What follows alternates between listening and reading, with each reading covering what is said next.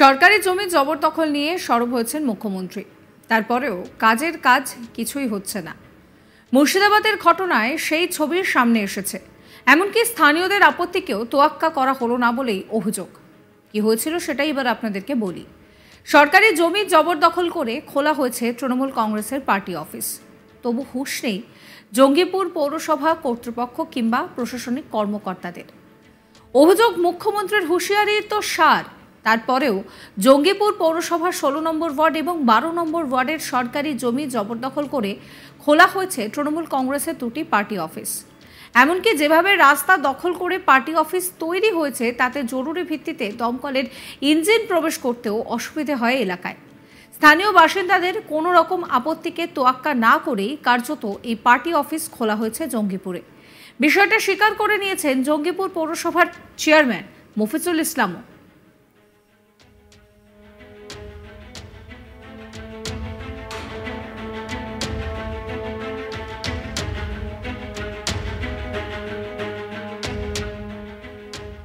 যদিও স্বীকার করলেও পৌর কর্তৃপক্ষের পক্ষ থেকে কোনো রকম কোনো সদর্থক ভূমিকা লক্ষ্য করা যায়নি। শোনাবো আপনাদের মফিজুল ইসলাম কি বলছেন। সেখানে সেই ব্যাপারে আমরা বলি যে আমরা অলরেডি হায়ার অথরিটির নির্দেশে আমরা এটা সার্ভে করেছি এবং সেই মোতাবেক আমরা হায়ার অথরিটির কাছে একটা রিপোর্টও পাঠিয়ে দিয়েছি।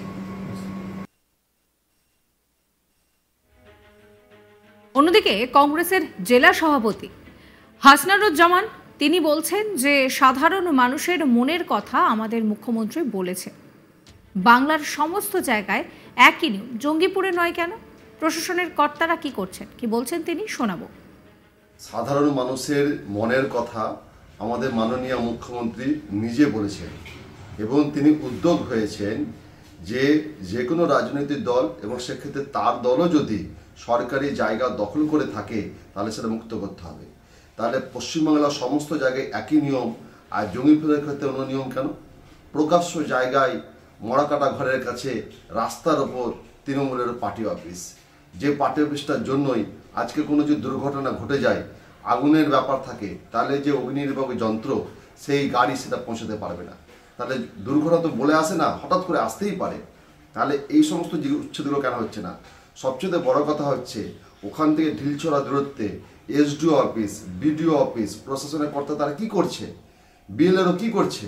আমি অনুরোধ করব যে মুখ্যমন্ত্রীর নির্দেশ মেনে প্রশাসন যেন কাজ করে।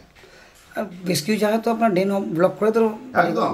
এবং আপনি বলি আমি আপনাদেরকে যে জঙ্গিপুর পৌরসভার ব্যাঙের পেচ্ছাপে জল জমে যায়, বিশেষ করে 20 নম্বর ওয়ার্ড, 18 নম্বর ওয়ার্ড যে সমস্ত জায়গা আছে, একদিকে জল জমছে, নিকাশ নালার বেহাল অবস্থা, আর একদিকে জলকষ্টে মারা যাচ্ছে গঙ্গার এপারে ওপারে।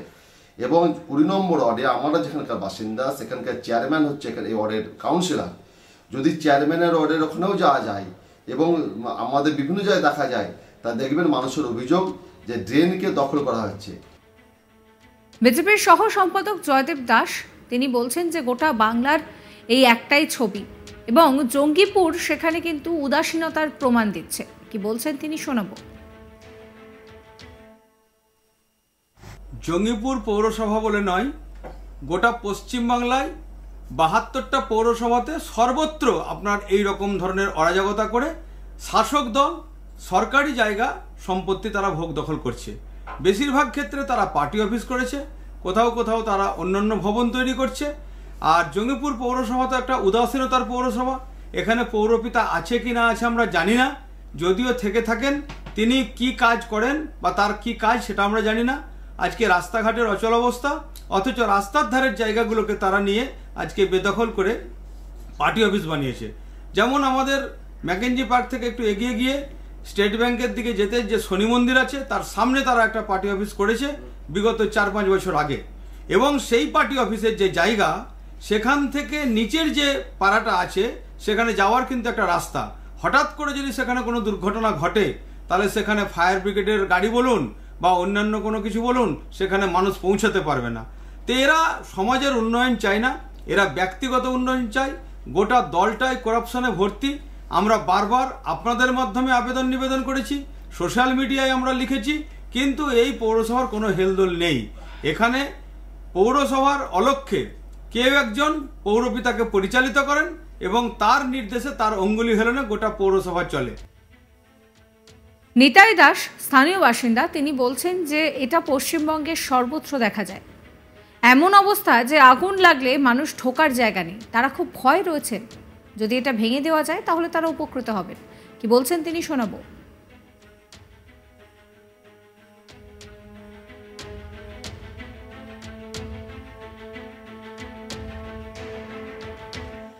দেখুন, এটা তো নতুন কিছু নয়। পশ্চিমবঙ্গের সর্বত্র যেভাবে হচ্ছে, আমাদের রঘুনাথগঞ্জও হয়েছে। যে পুরানো মরাকাটা ঘর অর্থাৎ শনি মন্দিরের সামনে আপনারা দেখেছেন বা আমরাও দেখেছি যে সোনাটিকুড়ি কলোনি থেকে আসার রাস্তাটা দুটো ভাগ হয়ে যেত।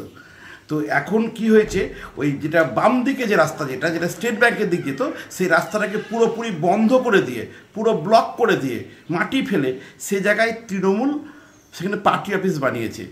আজকে ধরে নেন, যদি এই সোনাটিকুড়ি কলোনি বা এই আমবাগান কলোনি বা নীলরতন কলোনিতে যদি আগুন লাগে, তাহলে এই অগ্নি নির্বাপন যে গাড়ি আছে, সেই গাড়ি ঢোকার কোনো রাস্তা নেই।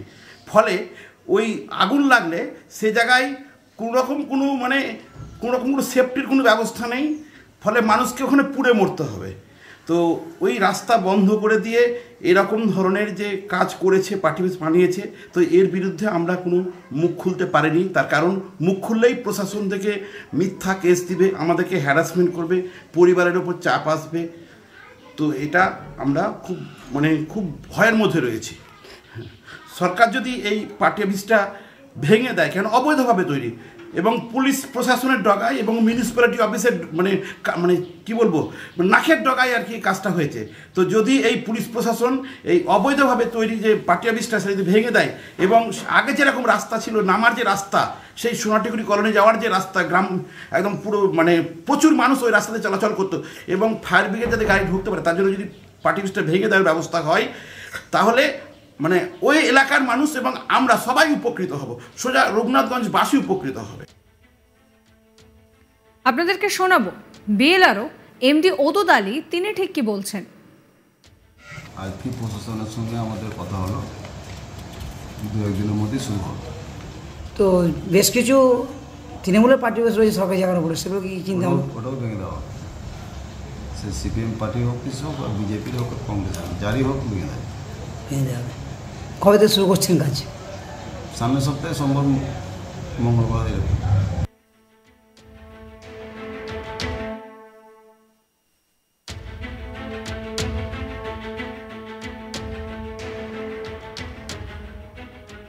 সাবস্ক্রাইব করবেন আজ তাক বাংলার ইউটিউব চ্যানেলকে, ফলো করবেন হোয়াটসঅ্যাপ চ্যানেলও।